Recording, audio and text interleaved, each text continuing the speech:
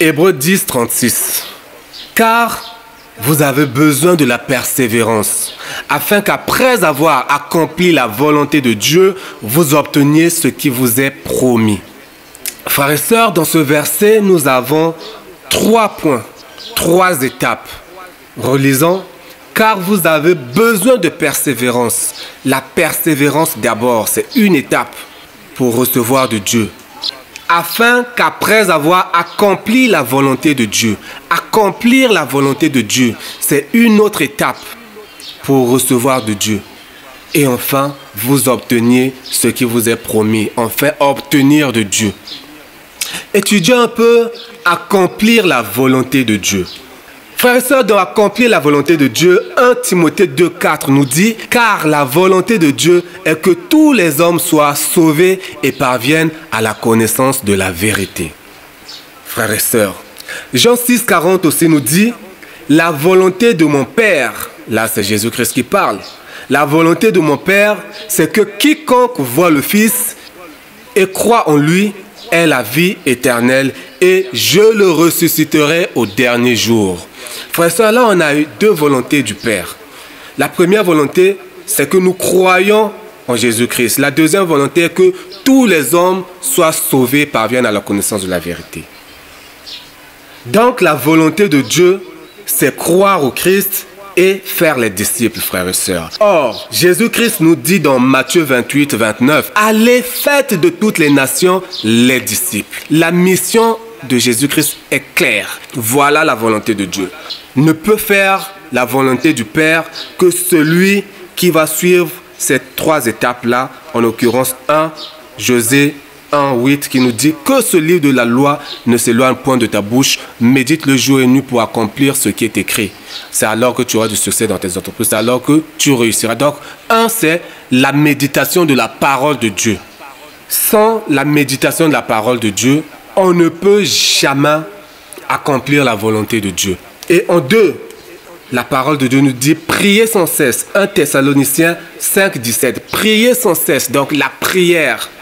Donc la méditation d'abord, après la prière pour faire la volonté de Dieu continuellement, c'est-à-dire faire les disciples. Et le dernier point, c'est Psaume 19, 7 qui nous dit la loi de l'Éternel est parfaite, elle restaure l'âme. Donc la restauration de l'âme. Dans notre marche chrétienne, il y a toujours des chutes.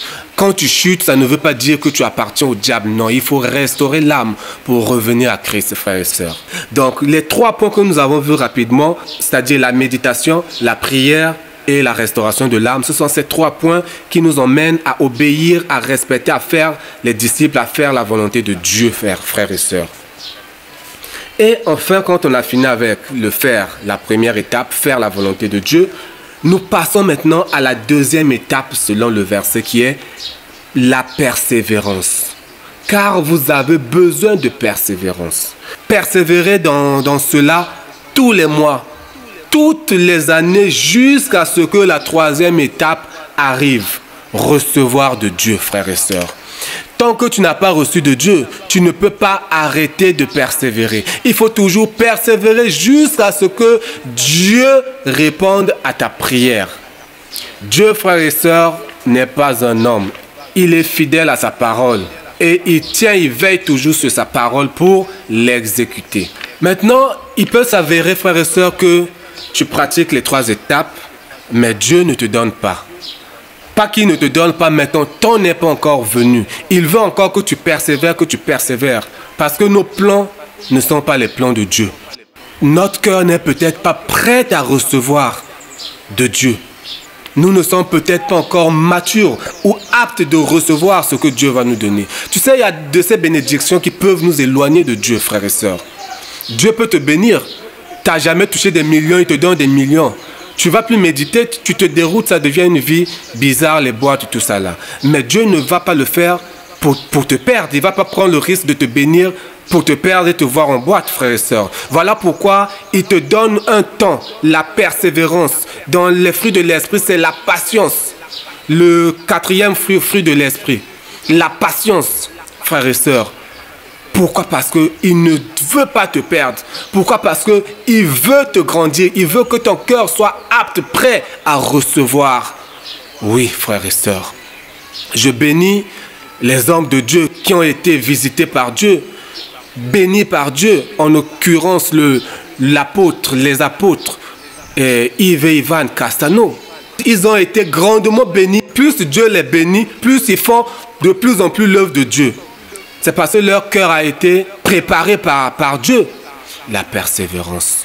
Quand tu as respecté ces 3 étapes, accomplir sa volonté, persévérer, si Dieu ne te donne pas, frères et sœurs, c'est peut-être parce qu'il n'a pas encore vu les fruits de l'esprit en toi. Donc il va t'offrir encore le temps de travailler ton cœur jusqu'à ce que tu reçoives les fruits de l'esprit. Il faut manifester l'amour d'abord, la joie, la paix, la patience, la fidélité, la bonté, la bénignité, la douceur, la tempérance.